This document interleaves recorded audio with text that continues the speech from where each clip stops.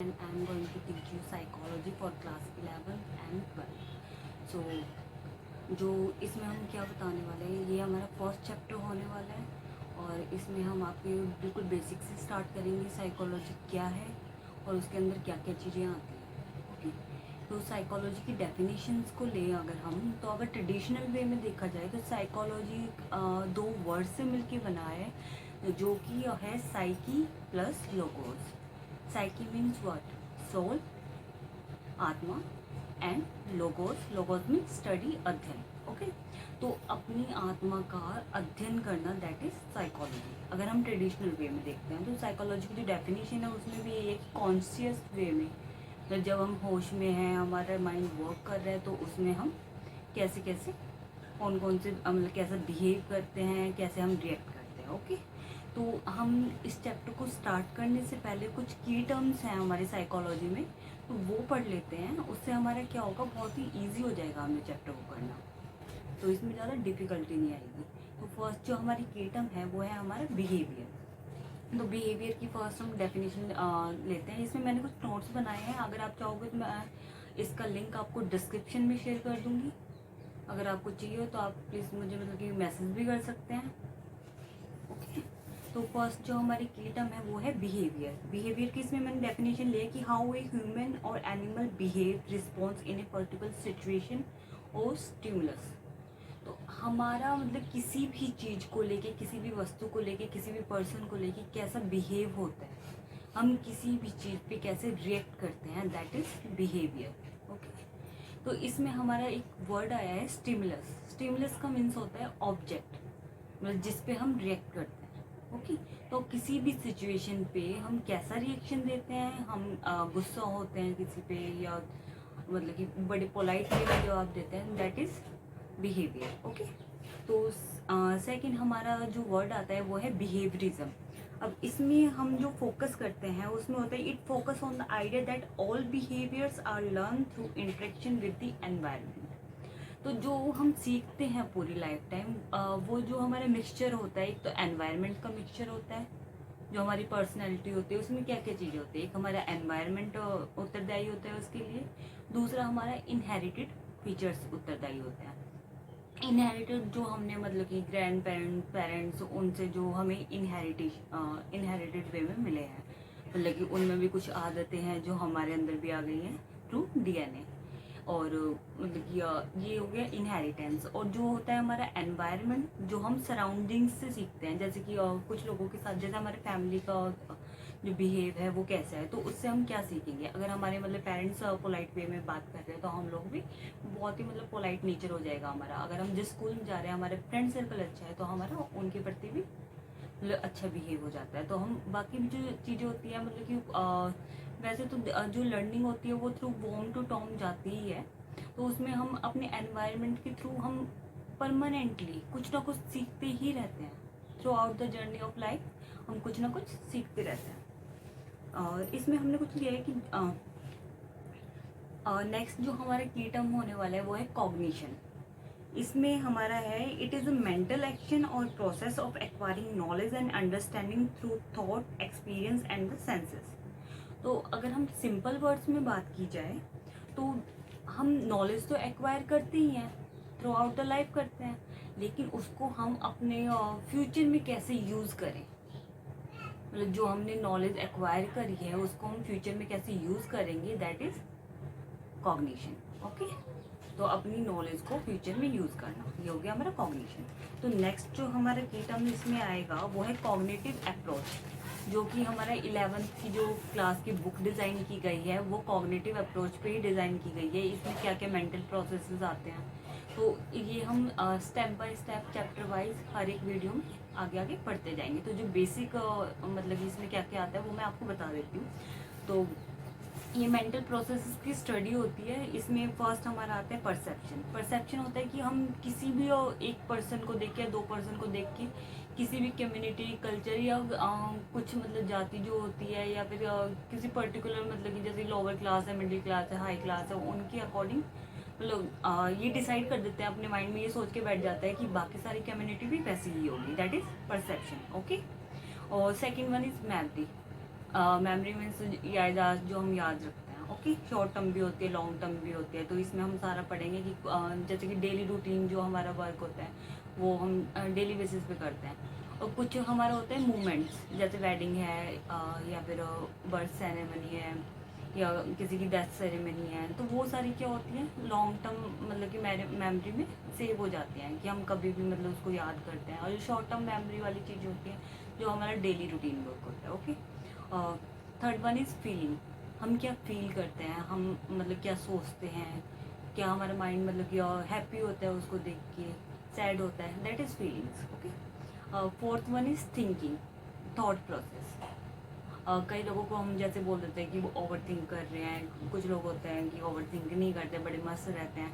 तो थिंकिंग में हमारा जो आएगा वो आएगा कि हम किस तरीके से सोचते हैं, कितना सोचते हैं, वो सारी चीज़ें आ जाएंगी क्या क्या सोचते हैं। Fifth one is reasoning. Sixth is problem solving. Problem solving में भी मतलब कि कोई भी बेसिक प्रॉब्लम है हमारी लाइफ की, छोटी से छोटी प्रॉब्लम है, तो उसको हम सॉल्व करने के लिए क्या क्या मतलब कि स्टेप लेते हैं, दैट इज़ प्रॉब्लम सॉल्विंग। तो सिंपल सी बात है, अगर बेसिक देखा जाए तो किसी भी प्रॉब्लम को आइडेंटिफाई करना और स्टेप बाय स्टेप उसको सॉल्व करना, उसके मतलब अल्टरनेटिव सॉल्यूशंस ढूंढना कि कौन कौन से उसके सॉल्यूशंस हो सकते हैं।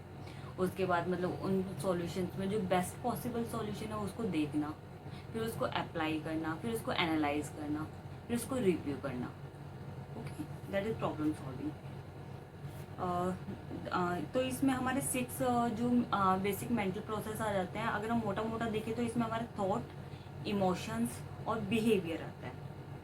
ओके, तो ये हमारी होती है कॉग्निटिव अप्रोच, जिसके अंदर हम थॉट प्रोसेस पढ़ते हैं, इमोशंस पढ़ते हैं, हम क्या फील्स मतलब फीलिंग्स जो हमारी आ जाती हैं, और थर्ड वन इज बिहेवियर पढ़ेंगे। ओके, और अगर हम जैसे मैं आपको एक एग्जांपल देती हूँ, अगर आपको बर्थडे और आपको बेस्ट फ्रेंड नहीं आता है तो आप कैसा फील करोगे, आपके इमोशंस कैसे रहेंगे, और आप बिहेव कैसा करोगे फिर बाद में उस मतलब कि जो बेस्ट फ्रेंड है आपको उनके साथ। तो ये सारा आपका क्या आ गया, ये कॉग्निटिव अप्रोच है। ओके, सिंपल वे में समझ में आ गया।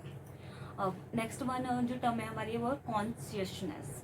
कॉन्शियसनेस मीन्स होश में होना, मतलब हमारा माइंड जब वर्क कर रहा है, हम होशो हवास में है पूरे, तो हम कैसे रिएक्ट कर रहे हैं, that is consciousness. Okay, definition देखी जाए तो the state of being aware of and response to one surrounding. ये हमारे आसपास जो भी घटित हो रहा है हम उसको रिस्पॉन्ड कर रहे हैं, दैट इज हमारा कॉन्शियसनेस स्टेट होती है। सिक्स्थ वन जो टर्म हमारी आती है वो है कंस्ट्रक्टिविज्म। कंस्ट्रक्टिविज्म का मतलब है कि थ्रू आउट द लाइफ हम जो सीखते रहते हैं। तो कंस्ट्रक्टिविज्म का मतलब है कि हमें इसमें बहुत सारी स्टेजेस आ जाती हैं। तो हम पहले डेफिनेशन देख लेते हैं इसकी। It is a theory that says learner construct knowledge rather than taking info only. As people experiences they build their on knowledge. तो जो बेसिक जो इसमें चीज़ बताई गई है वो तो यही बताई गई है कि जो हमें जो इन्फॉर्मेशन मिलती रहती है, जैसे हमारे टीचर्स हमें पढ़ा रहे हैं या फिर कोई भी पढ़ा रहा है, तो उसमें हमें इन्फॉर्मेशन हमेशा मिलती ही रहती है, लेकिन हम कितनी गैदर करते हैं उसमें से, उसको कितना यूज़ करते हैं। तो कंस्ट्रक्टिविज्म नहीं हो गया, जो हमारे पास थोड़ी बहुत नॉलेज है हम उसको मतलब कि और कैसे बिल्ड करते हैं, हमारी नॉलेज कैसे गेन होती है, उसको हम कैसे अप्लाई करते हैं, डेट इज कंस्ट्रक्टिविज्म।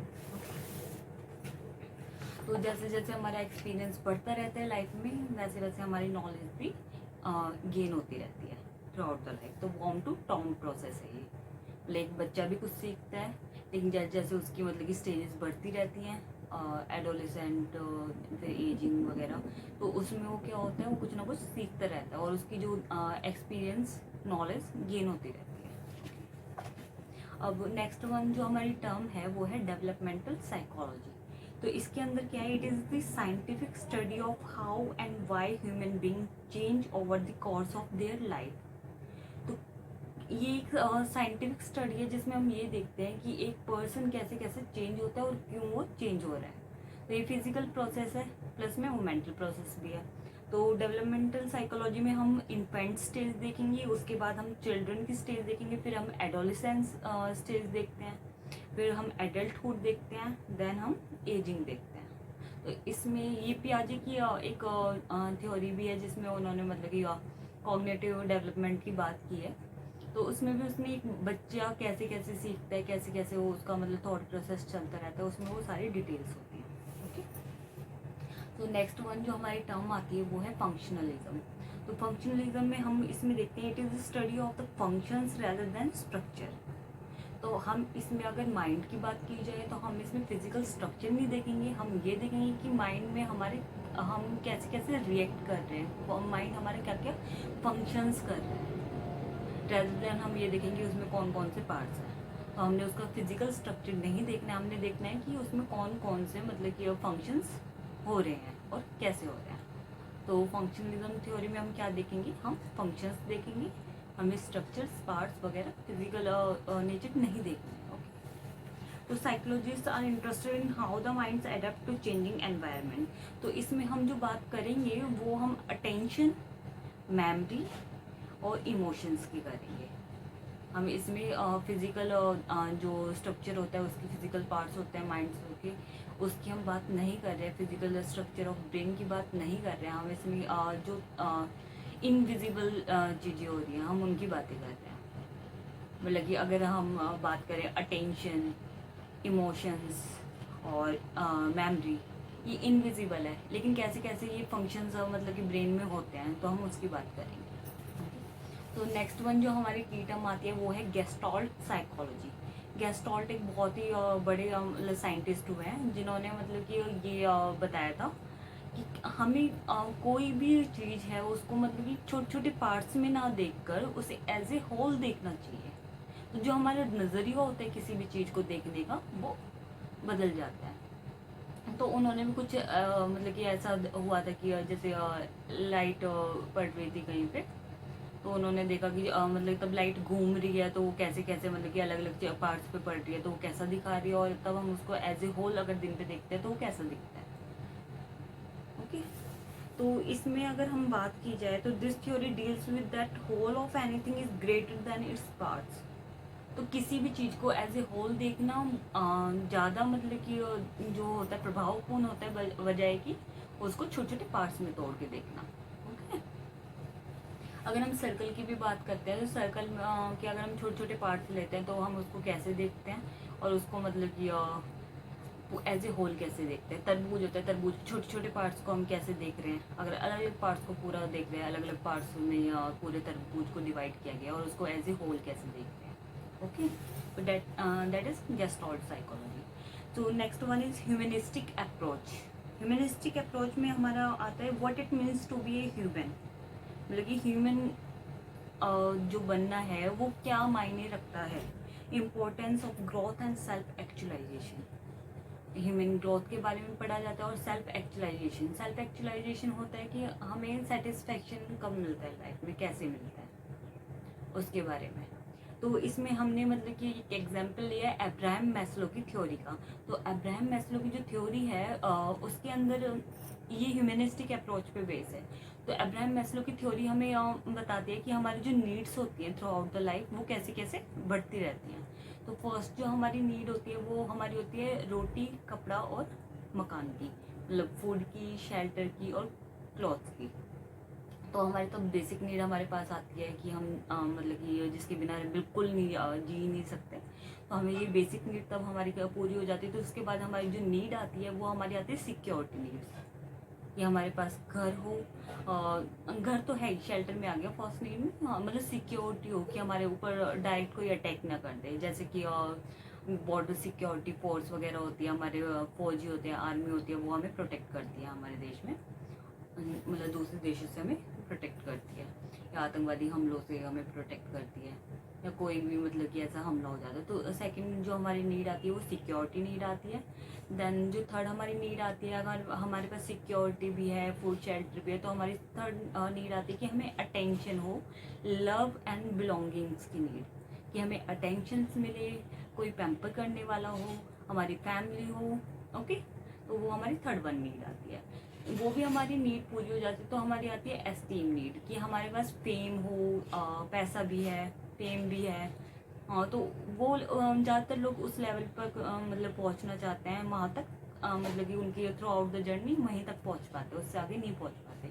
जो हमारी लास्ट नीड आती है वो आती है हमारी सेल्फ एक्चुअलाइजेशन की नीड, सेल्फ रियलाइजेशन भी बोल सकते हो। ये हम हमारी जो लाइफ में हमने सब कुछ अचीव कर लिया, लेकिन वो होता है ना कि मृत्यु होने से पहले हम ये सोचते हैं बैठ के, या मतलब कि जब हमारी एज हो जाती है, ओल्ड एज में हम ये सोचते हैं कि यार हमने पूरी लाइफ में किया क्या, पैसा भी कमाया, सब कुछ कमाया, लेकिन क्या हमने हैप्पीनेस गेन की, हमें सेटिस्फेक्शन मिला लाइफ में। तो वो जो हमारी नीड होती है सेटिस्फेक्शन की, हैप्पीनेस की, वो हमारी जो नीड होती है वो होती है हमारी सेल्फ एक्चुअलाइजेशन की नीड। ओके, सेल्फ रियलाइजेशन, कि हमने अपने आप को पहचाना कि हम किस मकसद के लिए इस धरती पे आए हैं, और हमने क्या वो चीज़ फुलफिल की है या नहीं की है। ओके, तो ये हमारी थी ह्यूमनिस्टिक अप्रोच। नेक्स्ट जो हमारी टर्म है वो है इंट्रोस्पेक्शन। इंट्रोस्पेक्शन का मीनिंग जो होता है वो होता है कि अपने अंदर झांक कर देखना। तो अगर हम साइकोलॉजी की ही बात करें, अगर हम किसी को भी ये बोलेंगे कि अच्छा आप साइकोलॉजिस्ट हैं, तो क्या आप मतलब कि मुझे देख के बता सकते हैं कि मेरे माइंड में क्या चल रहा है, तो वो साइकोलॉजी नहीं होती।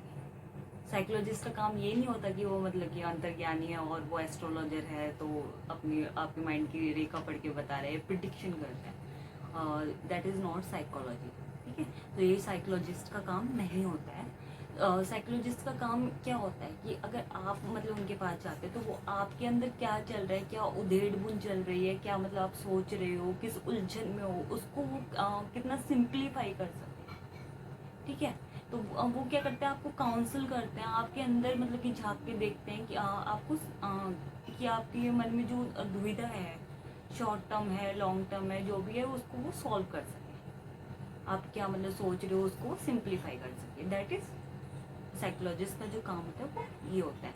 तो इंट्रोस्पेक्शन का मीनिंग भी यही होता है कि अपने अंदर झांक कर देखना। तो कई लोग साइकोलॉजी सिर्फ इसलिए भी करते हैं कि वो अपने आप को पहचान सके कि यार वो खुद से क्या चाहते हैं, वो किस लिए आए हैं लाइफ में। तो अपने आप को मतलब कि पहचानना, दैट इज ऑल्सो साइकोलॉजी। तो ये भी इंट्रोस्पेक्शन एक छोटा सा पार्ट है उसका, कि अपने अंदर झांक कर देखना।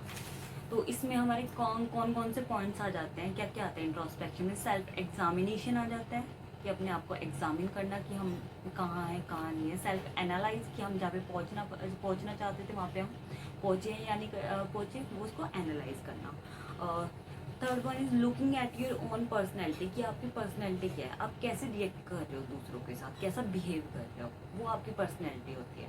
ओके, आप पोलाइट, आपको कोई जवाब दे रहा है, आप उसको पोलाइटली बोल रहे हो नहीं बोल रहे। ओके, तो वो आपकी पर्सनैलिटी होती है। फिर है योर मोटिवेशन, आपको मोटिवेशन क्या है, आपका आंतरिक मोटिवेशन है, इनर मोटिवेशन है, या आउटर सोर्स है।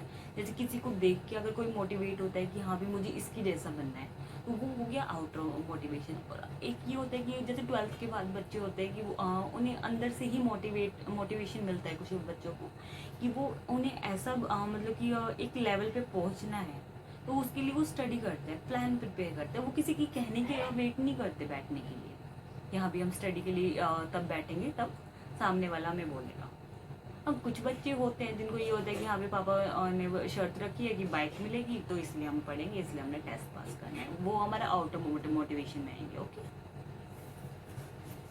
तो इमीडिएट जो हमारा मोटिवेशन होता है वो बेसिकली इनर मोटिवेशन होता है हमारा, जो हमें मतलब कि किसी भी काम को करने के लिए पैशन देता है। थर्ड वन जो हमारा 12th की टर्म है वो है हमारा माइंड। तो माइंड क्या होता है, set of faculties responsible for mental process. तो कुछ मेंटल प्रोसेसेस जो होते हैं उनको मतलब कि सॉल्व करने में जो हेल्प करता है, या जिसके अंदर ये सारी चीज़ें चलती है, वो हमारा माइंड होता है, दिमाग। तो इसके अंदर हमारे क्या क्या मतलब मेंटल प्रोसेसेस चलते हैं वो मैं एक बार बता देती हूँ। फर्स्ट है परसेप्शन, हम पहले भी पढ़ चुके हैं जैसे परसेप्शन। उसके अलावा पेन, दर्द जो होता है फिजिकल भी हो सकता है, मेंटली भी हो सकता है। स्ट्रेस जो होता है वो मेंटल पेन में आता है। कट लग जाता है, कहीं ब्लड निकल आता है, चोट लग जाती है, वो हमारा फिजिकल पेन में आता है। Third one is experience. Experience हमारा वॉर्म टू टॉम तक चलता है, हम कुछ ना कुछ लाइफ में एक्सपीरियंस हर एक मोड पे करते हैं। ओके, बिलीव, हम किस पे बिलीव करते हैं, कुछ भी हो सकता है, फ्रेंड्स हो सकते हैं, फैमिली मेम्बर हो सकते हैं, या फिर कोई आइडल हो सकता है, मतलब कोई भी हो सकता है जिस पे हम बिलीव करें। नेक्स्ट वन इज इंटेंशन, कि हम किस इंटेंशन के साथ किसी से बात कर रहे हैं, या किस हमारी क्या इंटेंशन है अगर हम किसी को कुछ मतलब बता रहे हैं। कोई भी इंटेंशन हो सकती है, नेगेटिव भी हो सकती है, पॉजिटिव भी हो सकती है। फिर हमारे आते हैं इमोशंस। मिक्स्ड इमोशंस भी हो सकते हैं, हैप्पी वाले भी हो सकते हैं, सैड वाले भी हो सकते हैं, कोई भी इमोशंस हो सकते हैं। जैसे कि अगर आप किसी की शादी अटेंड कर रहे हो, बर्थडे पार्टी अटेंड कर रहे हो अपने फ्रेंड्स की, तो हमारे हैप्पी वाले इमोशंस होते हैं, हम खुश होते हैं। अगर डेथ सेरेमनी हम किसी की अटेंड कर रहे हो तो हमारे सैड वाले होते हैं। ओके, और नेक्स्ट जो हमारी की टर्म आती है वो आती है हमारी neuro psychology. Okay, neuro psychology में हम पढ़ते हैं कि अगर हमारे ब्रेन में कहीं भी कोई इंजरी हो जाती है, उसकी वजह से हमारे बिहेव पे क्या असर पड़ता है, हमारा बिहेवियर कैसे चेंज होता है, दैट इज न्यूरो साइकोलॉजी। तो ब्रेन में कोई भी इंजरी हो जाती है या फिर कोई भी जैसे कि वेन्स होती है काफ़ी सारी ब्रेन में, अगर उनमें मतलब ब्लड रुक जाता है, ब्लड पास नहीं हो रहा है, या न्यूरो सेल जो है हमारे बीच में से ब्रेक हो जा रहे हैं, वो आपस में इनको पास नहीं कर पा रहे, करंट पास नहीं हो रहा है उनमें, तो हमारे क्या होता है, हमारे कैसे कैसे बिहेव में चेंज आता है, तो दैट इज न्यूरो साइकोलॉजी। तो सिंपल टर्म में कि ब्रेन में कोई भी इंजरी होने से हमारा जो मतलब बिहेवियर है वो कैसे चेंज होता है, दैट इज न्यूरो साइकोलॉजी। तो it is concern with relationship between the brain and behaviour. तो नेक्स्ट वन हमारा आता है फिजियोलॉजी साइकोलॉजी। नेक्स्ट टर्म है हमारी फिजियोलॉजी साइकोलॉजी। तो इसके अंदर हमारी जो आती है वो आती है ह्यूमन बिहेवियर को बायोलॉजिकल स्ट्रक्चर में पढ़ना। मतलब जैसे कि हमने पहले एक जगह बात की थी, उसमें हम फंक्शनलिज्म में हमने बात की थी कि हम फंक्शंस में को पढ़ते हैं। इसमें हम उसके पार्ट्स को पढ़ेंगे कि कोई भी पार्ट कैसे कैसे रिएक्ट कर रहा है, उसमें कौन कौन से केमिकल चेंजेस हो रहे हैं, कौन सा पार्ट किस चीज़ के लिए रिस्पॉन्सिबल है। ओके, तो इसमें हम एंडोक्रीन सिस्टम के बारे में पढ़ेंगे कि एंडोक्रीन सिस्टम क्या होता है। तो इसमें ब्रेन और ऑर्गन्स आ जाते हैं, जिसको हम मतलब कि स्टडी करते हैं किस बेस पे, हॉर्मोन्स के बेस पे, कि हार्मोनल चेंजेस कैसे कैसे आ रहे हैं और कैसे कैसे उसको हम मतलब कि कौन सा हार्मोन मतलब किसके चीज़ के लिए रिस्पॉन्सिबल है, कैसे कैसे फंक्शन कर रहा है। तो इसमें हम बेसिकली हम क्या पढ़ेंगे, ऑर्गन्स पढ़ेंगे और मतलब ब्रेन के बारे में पढ़ेंगे, इसमें कौन कौन से पार्ट होते हैं और कौन कौन से हॉर्मोन्स ये रिलीज करते हैं। और जो नेक्स्ट हमारी टर्म आती है वो है हमारी साइको एनालिसिस। तो साइको एनालिसिस में हम क्या करते हैं, set of psychological theories and therapeutic techniques which help in deep studies.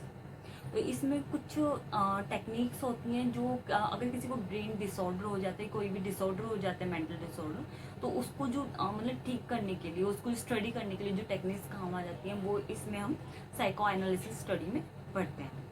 तो इसमें हमारा पहले जो हमारी ट्रेडिशनल साइकोलॉजी में हम देखते थे, उसमें हम कॉन्शियस स्टेट देखते थे जब हम होश में थे। अब इस वाली जो साइको एनालिसिस जो स्टडी आई है उसमें, या मॉडर्न साइकोलॉजी की जो स्टडी आई है उसमें हम क्या देखते हैं कि हम अनकॉन्शियस स्टेट, कि जिसमें हम होश में नहीं है, हम कोमा में है मान लो, तो हमारा ब्रेन कैसे वर्क कर रहा है, हॉर्मोन्स एंडोक्रीन सिस्टम हमारे कैसे वर्क कर रहा है, ये सब अनकॉन्शियस स्टेट में कैसे वो कर रहे हैं, हम कौन कौन सी थॉट प्रोसेस हमारा चल रहा है, कौन कौन सी फीलिंग्स हमारे अंदर चल रही है, क्या क्या डिज़ायर्स है, क्या क्या मेमोरी है, जब हम होश में नहीं है तो भी अनकॉन्शियस स्टेट में। मान लो हम सो रहे हैं, अचानक से हमें कोई जगह तो या लिजर्ड आ गई है, माइस आ गया, अगर हम उससे फियर करते तो तुरंत मतलब हमारा होश में नहीं है उस वक्त, वहाँ पे ध्यान नहीं होता, लेकिन फिर भी हम एकदम डर जाते हैं उस चीज़ को लेके, हमें पता है वो चीज़ हमें नुकसान नहीं पहुँचाएगी, बट फिर भी हम उससे डरते हैं। तो इसमें हम एग्जाम्पल जो हमने लिया है वो है फियर ऑफ माइस और लेजर और any insect which are not that much harm. हमें पता है कि ये इंसेक्ट हमें हार्म नहीं कर सकता, लेकिन हम फिर भी उससे डरते हैं। ओके, हमारे अगर वो सामने नहीं भी होता तो भी हम अनकॉन्शियस स्टेट हमारी होगी कि हमारे वो चीज़ सामने नहीं है, लेकिन हम उस पर रिएक्ट कर रहे हैं, उससे डर रहे हैं। नेक्स्ट जो हमारी टर्म है वो है सोशियोलॉजी। सोशियोलॉजी में हम स्टडी करते हैं कि एक ग्रुप में या फिर मतलब कि अब खुद से अलग, जैसे कि फैमिली हो गई, या ग्रुप ऑफ रिलेटिव्स हो गया, या फिर क्लब हो गए। तो अगर हम मतलब कि कुछ लोगों के बीच में या बहुत सारे लोगों के बीच में, क्राउड के बीच में हम कैसे बिहेव करते हैं, कैसे उनसे इंटरेक्ट करते हैं, कैसे क्या क्या सीखते हैं, कैसे सीखते हैं, कैसा हमारा बिहेवियर है, उसकी जो स्टडी होती है, मतलब सोशली हम इंटरेक्ट करते हैं, तो उसमें हमारा बिहेवियर कैसे होता है, इस चीज़ की जो स्टडी होती है वो हम सोशियोलॉजी में पढ़ते हैं। तो स्टडी ऑफ सोशल प्रॉब्लम इसमें आ जाती हैं, जैसे किसी किसी को फियर होता है कि क्राउड का, कि वो स्टेज फियर्स होता है किसी किसी को, कि वो मतलब स्टेज पे जाके मतलब कि घबरा जाता है, वो क्राउड को फेस नहीं कर पाता, या स्टेज पे उसको आता सब कुछ है लेकिन अगर टीचर उसको खड़ी करती है तो क्लास के सामने बोल नहीं पाता है। ओके, तो इसमें सारे वो वाले फियर्स भी आ जाते हैं, प्लस में मतलब और भी बहुत सारी प्रॉब्लम्स आ जाती हैं, जैसे कि किसी किसी को क्राउड फोबिया होता है कि वो मतलब भीड़ में जाने से डरता है, that is also a social problem. Okay, तो इसमें ह्यूमन वैल्यूज़ भी आ जाती हैं, कल्चर्स भी आ जाते हैं, बिलीफ भी आ जाते हैं, रिलेशनशिप भी आ जाती है, तो उनसे रिलेटेड जितनी भी मतलब सोशल प्रॉब्लम्स होती हैं वो सारी इसमें सोशियोलॉजी में हम स्टडी करते हैं। स्टिमुलस मैं आपको बता चुकी हूँ। नेक्स्ट हम जो है स्टिमुलस किसी भी ऑब्जेक्ट के बारे में हो सकता है, तो stimulus can be any object और event that change a response और सेंसेस ऑफ एन ऑर्गेनिज्म। तो किसी कोई भी ऐसी चीज़ जो हमारा रिएक्शन जिस पर तुरंत आए वो हमारा एक स्टिमुलस होता है, चाहे वो ऑब्जेक्ट भी हो सकता है, वो कोई इंसान भी हो सकता है, लिविंग थिंग भी हो सकती है, नॉन लिविंग थिंग भी हो सकती है, इंसेक्ट्स भी हो सकते हैं, कोई भी हो सकता है। ओके, तो नेक्स्ट हमारा जो वो की टर्म है वो है स्ट्रक्चरलिज्म। ओके, इसमें हम स्टडी करते हैं कि study of varied elements of consciousness, जैसे कि हम इसमें बेसिकली जो स्टडी करेंगे वो हम स्ट्रक्चर ऑफ माइंड की जो स्ट्रक्चर है, फिजिकल स्ट्रक्चर है, उसके बारे में स्टडी करते हैं कि उसमें कौन कौन से पार्ट्स होते हैं, कैसे कैसे वो वर्क करते हैं, कौन सा पार्ट किस चीज़ के लिए रिस्पॉन्सिबल होता है। ओके, तो बेसिकली जो हमारी की टर्म्स थी वो इसमें एंड होती है। नेक्स्ट जो हमारी क्लास रहेगी उसमें मैं आपको मतलब कि जो चैप्टर में क्या क्या है उसके बारे में बताऊंगी। तो इन जो भी हमने आज टर्म्स पढ़ी हैं इससे इजी हो जाएगा हमारे मतलब जो चैप्टर है उसको पढ़ना बहुत ही ईजी हो जाएगा, और आपको लगेगा कि हाँ भी ये तो हमें पहले से ही बता दिया गया है। तो जर्नल टू स्पेसिफिक मतलब ये पहुँचना, तो उसके लिए ये बहुत मतलब कि अच्छा रहेगा। तो की टर्म्स आपको आ गई हैं तो आपको चैप्टर पढ़ने में कोई डिफ़िकल्टी नहीं होने वाली है। तो हम नेक्स्ट क्लास में मिलते हैं। Okay, thank you, bye.